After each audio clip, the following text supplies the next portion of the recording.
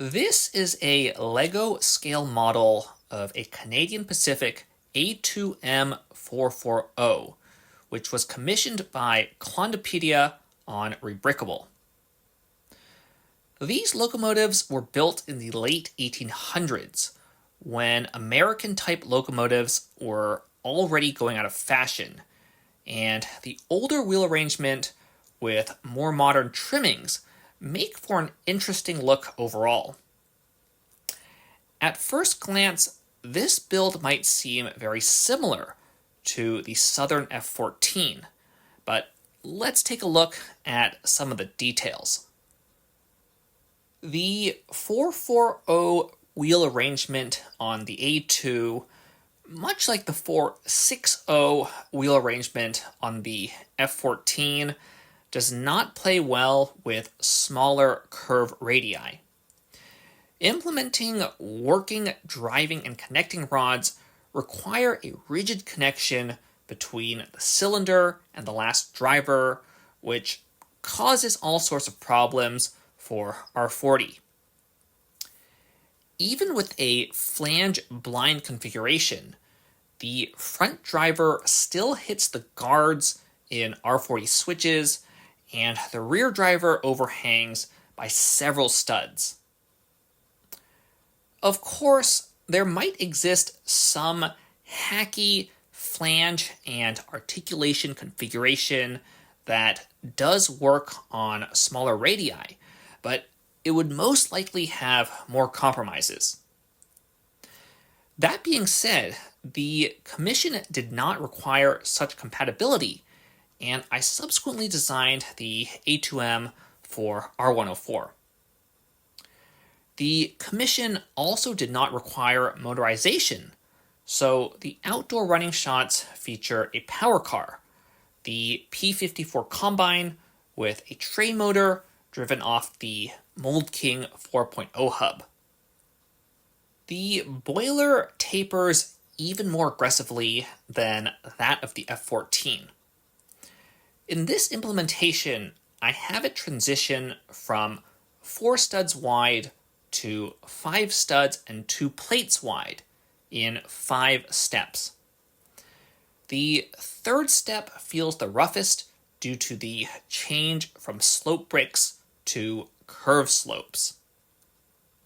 I used a rocket nozzle for the big dome on the boiler and 2 inverse arches for the fenders under the cab.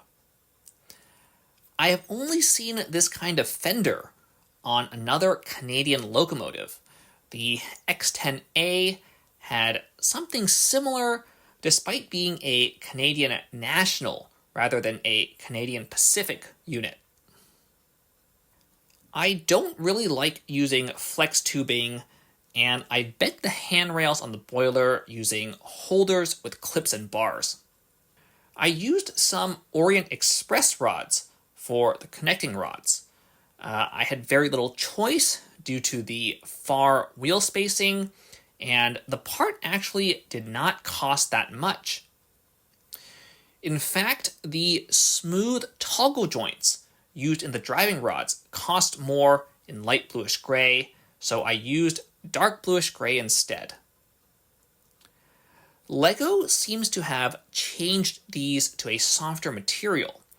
I had a bunch of older ones break on my Model 40 drawbar. Speaking of drawbars, the tender connection has a tow ball socket on one end and a pinned fish plate on the other end. I would have very much preferred having a 1 wide link, but the 1x4 socket does not come in black, and I did not have room for anything deeper on the locomotive side.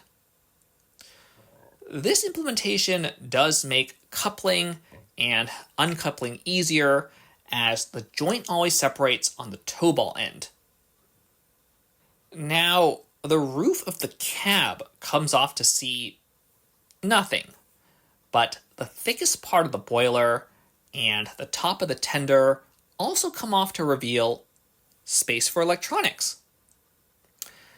While the commission did not require power, I decided to make accommodations for a power functions, motor, receiver, and battery box just to make the model a little more practical. I need to do a bit of disassembly to install them, but let's see how a powered configuration runs. Even with a motor, the A2m weighs just under 400 grams, with a bit more than half on the drivers. As such, it will never pull that much, and I decided to try a drivetrain configuration I had not tried before, an M motor driving XLs with a 3 to 5 reduction. I also had to use an unconventional drivetrain layout with the motor facing backwards because I needed more structural integrity around the boiler transitions. Either way, the locomotive can pull around 50 grams on a straight metal track. That is not a lot, but the relatively low weight also means that a relatively weak Mold King M motor can propel the model at a relatively brisk pace. I would actually recommend using wheels with tires for the powered implementation, even if they add a little drag in turns. Using Big Ben Bricks XL wheels with tires doubles the pulling capacity to just over 100 grams on the same straight metal track.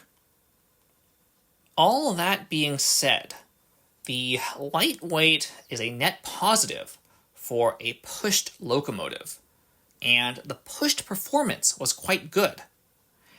I got smooth running out of the single train motor, even at lower power levels, though I would expect this on R104.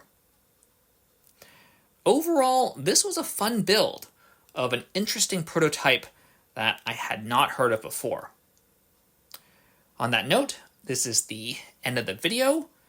Please consider subscribing if you like what we do, and have a nice day.